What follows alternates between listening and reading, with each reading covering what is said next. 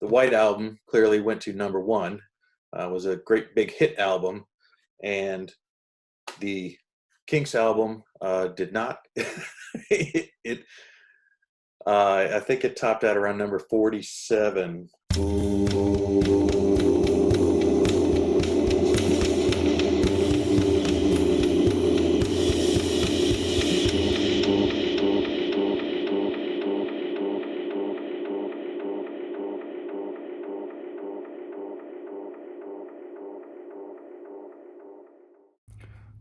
Hello VC, Eric Plastic Soundwave Cold here for something a little bit different. My brother and I have been working on a little project on his channel that we call Collection Connection. And basically it's a free association game where he shows a record and then I pick something associated with that record and then I show a record and then he picks a record associated with that record. And it could be in association with anything. The singer, the color of the album, the date of the album, all kinds of other stuff. And so basically we call this Collection Connection, a game that's just an excuse to show music. Alright, so the last album that my brother showed on his channel was from the Kinks. The Kinks are the Green Village Preservation Society, an album that came out in 1968. Funnily enough, there's a song on there called Picture Book that my brother and I briefly went over. And there was a song done by another band called Warning by Green Day that sounds awfully similar to Picture Book.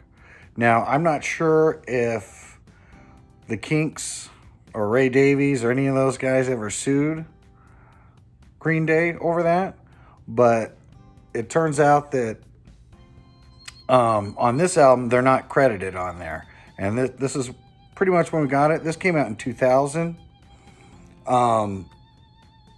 Warning is the title track. It was a single. I believe they had Misery was Waiting and Minority, I think, were also singles off this. This is actually the worst selling Green Day album that they put out. And it's largely because they strayed away from their more pop punk style and went into more folk punk type territory. And they did other little change ups in their music. It was the first time that they did not do an album with their longtime producer. And so this album does have a little bit of a sound change to it. Green Day, of course, blew up in 1994, I think, 1993, 1994, with their hit album Dookie. And they pretty much stuck to that sound. And this was the first time that they really began to start branching out into a little bit different style of music. They actually have another band that I can't think of the name of that is Green Day, but they do much more poppy music. And so you definitely see at this point how Armstrong ends up going towards when he does like American Idiot and how that all ends up kind of coming together.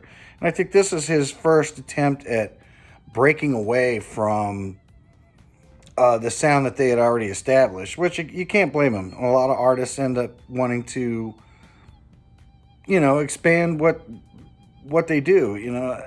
Sometimes the fans go along with them, and sometimes the fans don't.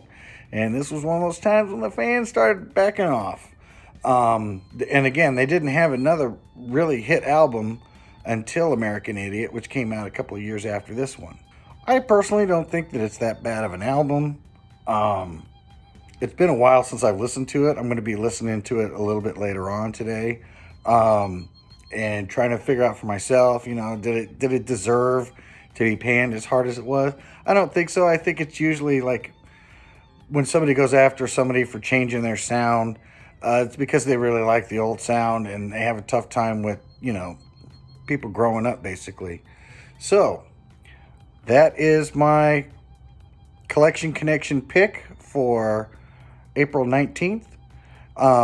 You will see a video from me on this every Monday, and you'll see my brother's responses to this on Thursdays. So Mondays, I will do my connection, and then on Thursdays, he does his connection. And we're just going to see how long we can do it and how long we can make it last. So if you get a chance to see this video, please like and subscribe. Go over and check out my brother's channel, Tremendous Views. That's my brother Bryce.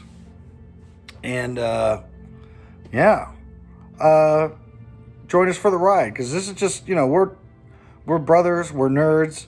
We just like to do this stuff and, you know, have an excuse to show music. So until next time, it ain't just about the music. Bye.